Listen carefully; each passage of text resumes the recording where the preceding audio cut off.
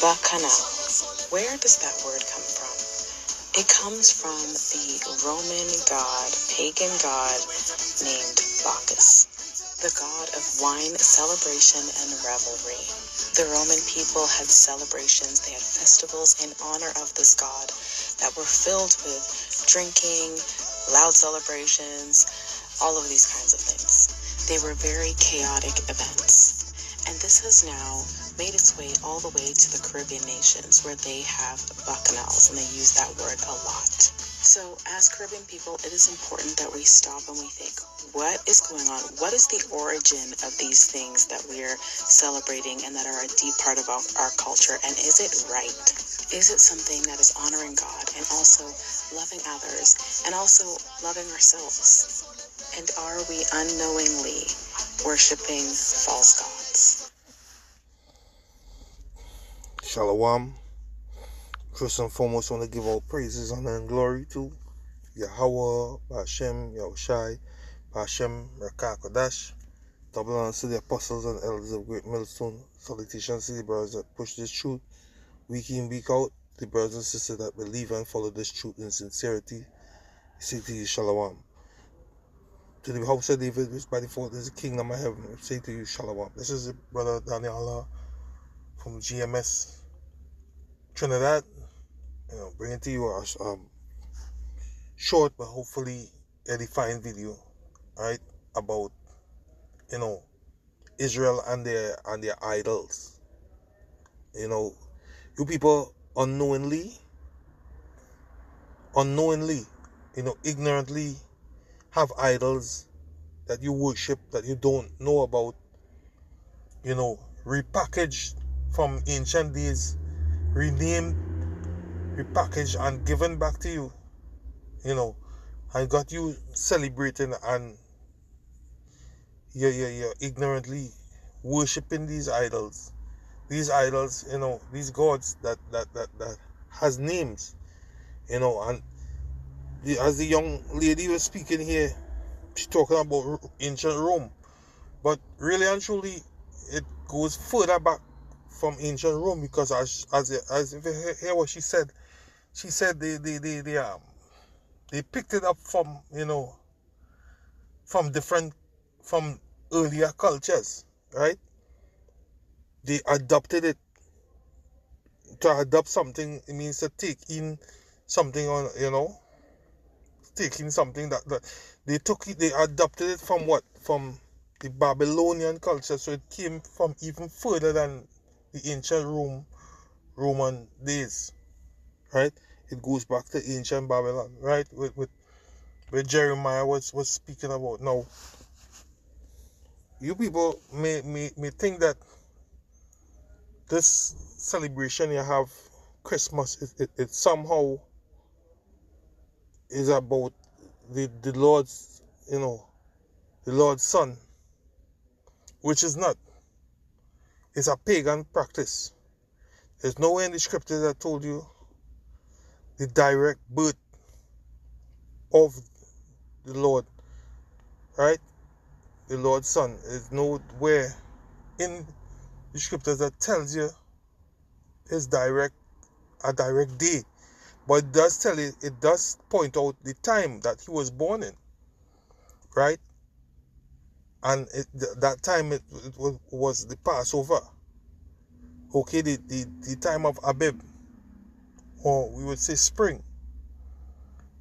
Okay, that is the time he was born. He wasn't born in the winter, in the middle of winter, right? So you people have to ask yourself, if he was born in the winter, who are we celebrating? Right? Who are we? These gods that we ignorantly following after. Carnival, Christmas, 1st of January, or birthdays, these different,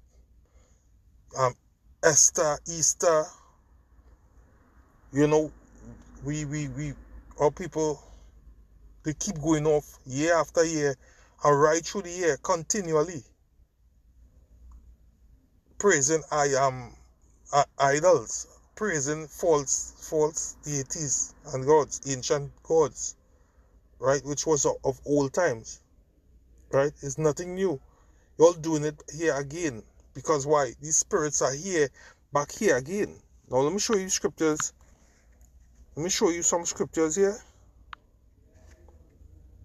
that solidifies what I'm speaking of, right? This is Ecclesiastes 1 and 8. It says, all things are full of labor. Man cannot utter. The eyes is not satisfied with seeing, nor the ear filled with hearing. The thing that had been, it is that which shall be. And that which is done, it shall be done. And that which is done is that which shall be done. And there is no new thing under the sun. So, right, this celebration that you're celebrating, which is carnival, or let's call it by its real name, Bacchanalia, right? It's you really celebrating the time of Bacchus, which is our God, right? And I began speaking about the God I began speaking about, or the celebration I began speaking about is Christmas, because that is the time we in now. And from Christmas, you're all going straight over to the God named Janus. Then you're going straight over to the God named Bacchus. So you're continually in a loop. You're in a loop now, celebrating these idols, these false gods, which the Lord tell it to you people to keep away from, because you people are the Israelites that are spoken of in the scriptures, right? You people living on this island here, right? I reach 10. Is there anything whereof it may be said, see, this is new? It had been already of old time, which was before us, right? So this celebration that you're all celebrating, that this young woman is speaking of here, it was already of old time. What they did is just repackage it and gave it back to you. It's the same thing. The reveling, the naked in the road, you're dancing, you're drinking, drunkenness. You know, you're talking about you're free. You're free to do what? Women are free to, they love this time. Talking about they're free. They're free to what? Dress as they will. Dress however, you know, wear any kind of short, skimpy thing, showing their bodies. You know, and some are secretly having sex in closed areas, you know, where nobody can see them. Really and truly, somebody gonna see you, because there's a lot of people in these celebrations, you know, they're gonna see you. It's the same thing that was doing in the ancient days. It's nothing new. It was just renamed and given back to you people to celebrate, right? Now, let me get so like here. Let me get to Jeremiah. Where Jeremiah was at war with you same people. You know, warning you about you know, the things that the heathen do, the things that these Gentiles do, right? As the natural Gentiles speaking about these heathen, these other nations. It was warning you about them not to do them, right? It's Jeremiah 10, I read from verse 1. It says, hear ye the word which the Lord spaketh unto you, O house of Israel. Right, so it's speaking to the Israelites. Thus said the Lord, learn not the ways of the heathen, and be not dismayed at the signs of heaven, for the heathen are dismayed at them. For the customs of the people are vain. Right? I'm going to skip across and go to Ezekiel. Because you people, you love complaining about the evil on the land, but you yourself, you don't know it's you causing the evil to come upon the land, because you're celebrating these deities that is of evil, is not of the Lord. So what you think gonna happen is the evil spirits here, you're encouraging on in this place here. What you think gonna come on the place? Evil. Right? This is Ezekiel 14:4. Therefore speak unto them and say unto them, thus saith Yahweh Bashem Yahushai, every man of the house of Israel that setteth up his idol in his heart, which means your head in your mind, because every time you all celebrate these days that these pagan Roman leaders bring, what you're doing is you're celebrating an idol or false god, right?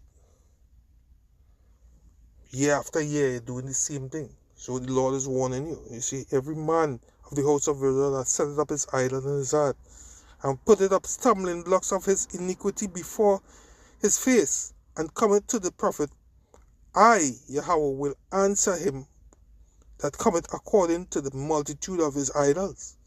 Yeah, the Lord is going to answer you. That is what you're all going to receive on the land. You're going to receive wicked for doing wicked. That I may take the house of Israel in their own mind, because I'm going to say the word clearly, what it's supposed to be. Is when it says heart, the word heart means, the Hebrew word for heart is la'ab. It means your mind, right? So I'm just reading it as it is. I'm not reading it how it is written here, but I'm reading it how it's supposed to be. 5. That I may take the house of Israel. So like here, that I may take the house of Israel in their own mind, because they are all estranged from me through their idols. Therefore say unto the house of Israel, thus saith the Lord power, repent and turn yourself. That what the word repent means, to turn around. And turn yourselves from your idols, and turn away from your faces from all your abomination. Right? You're going into our next celebration very soon, which is next week, which is called Saturnalia. It's Christmas. Christmas was that name, that celebration was repackaged and given back to you. You're going to celebrate another idol. What you're doing is introducing another evil spirit upon the land. Evil spirit after evil spirit, you all encourage it. And when you all see evil on the land, you're bawling out.